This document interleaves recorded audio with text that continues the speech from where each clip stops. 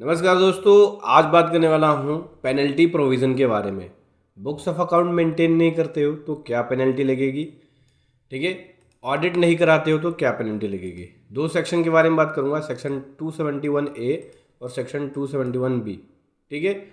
चलिए डिटेल में समझेंगे, लेकिन उससे पहले बताना चाहूँगा जो भी भाई बंधु मेरे चैनल पे पहली बार इस वीडियो को पहली बार देख रहे हैं, जिन्होंने अभी तक सब्सक्राइब नहीं किया, सब्सक्राइब कर लीजिए, साथ ही साथ बेल आइकन पे भी क्लिक कर लीजिए ताकि इस तरह का कंटेंट आपको मिलता रहे। सो दोस्तों, यहाँ पे पेनल्टी लगेगी सेक्शन 271A। सबसे पहले हम बात कर रहे हैं पेनल्टी उस केस में जब आप बुक्स ऑफ अकाउंट्स या डॉक्यूमेंट मेंटेन नहीं कर रहे हो, ठीक है। बात करूँ इस सेक्शन के अंदर, बोल रहे हैं कि सेक्शन 271 के पेनल्टी जब लगेगी तो ये वाला जो प्रोविज़न है सेक्शन 271A उस केस में लगेगा जब आपको बुक्स ऑफ अकाउंट मेंटेन करने की रिक्वायरमेंट सेक्शन 44AA के अंदर पड़ती है कि हाँ आपके ऊपर बुक्स ऑफ अकाउंट मेंटेन करना मैंडेटरी है, और उस केस में आप बुक्स ऑफ अकाउंट मेंटेन नहीं करते हो तो उस केस में पेनल्टी जो इम्पोज की जाएगी वो 25,000 है, यानी 25,000 रुपये की पेनल्टी लगा दी जाएगी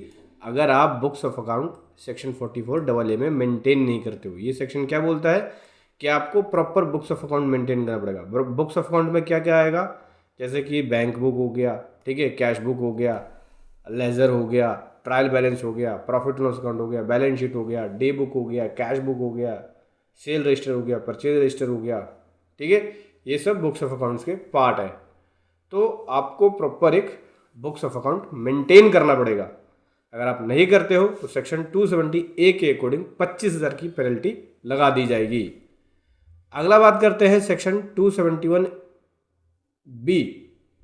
271B जो पेनल्टी है वो ऑडिट के केस में है। अगर आपके ऊपर सेक्शन 44AB के अकॉर्डिंग एक CSC ऑडिट कराना मैंडेटरी है और अगर आप ऑडिट नहीं कराते हो तो उस केस में पेनल्टी लगती है।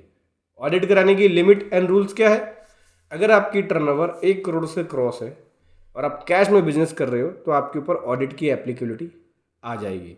और अगर आपकी टर्नओवर 1 करोड़ से क्रॉस करती है, कैश में डील नहीं कर रहे हो तो 10 करोड़ की लिमिट मिल जाती है, तो उस केस में आपको ऑडिट कराना पड़ जाता है।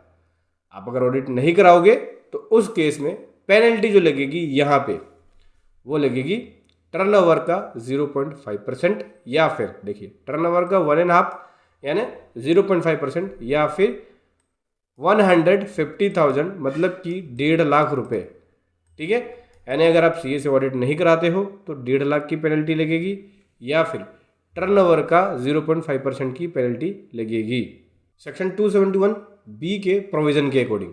तो करना क्या है, ध्यान रखना है आपको।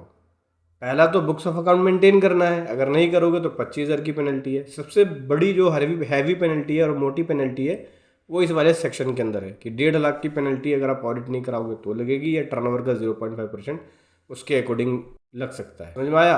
और ये दोनों ही सेक्शन 190C, ये दोनों ही सेक्शन जो है पुराने एक्ट में है।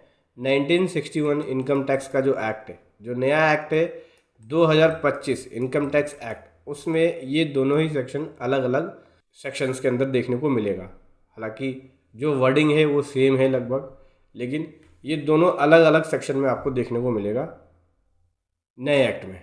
पुराने एक्ट में यही सेक्शन है, सेक्शन 271B और 271A। वीडियो कैसी लगी ज़रूर बताओ। Thank you so much. जय हिंद, वंदे मातरम।